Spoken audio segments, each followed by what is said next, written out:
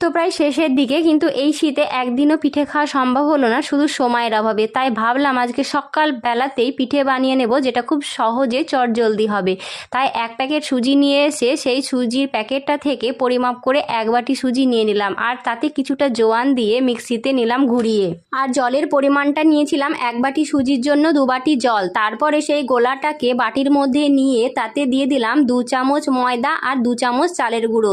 তারপরে ঢাকা দিয়ে আধ ঘন্টা রেখে দিলাম রেস্টে। তারপরে কিছুটা লবণ দিয়ে ভালো করে নেড়ে নিয়ে কড়াইতে একটু সাদা তেল দিয়ে কড়াইটা ভালো করে গরম হয়ে এলে দিয়ে দিলাম ব্যাটারটা। তারপরে এক পিঠ শুকনো হয়ে এলে পরের পিঠ দিলাম উল্টে। তারপরে 4 ভাঁজ করে নিলাম। তৈরি হয়ে গেল আমার সরু চাকলি পিঠে। তারপরে দেখো পিঠেটাকে ভালো করে প্লেটিং করে নিলাম। পিঠেটা কিন্তু দারুণ নরম তুলতুলে হয়েছিল।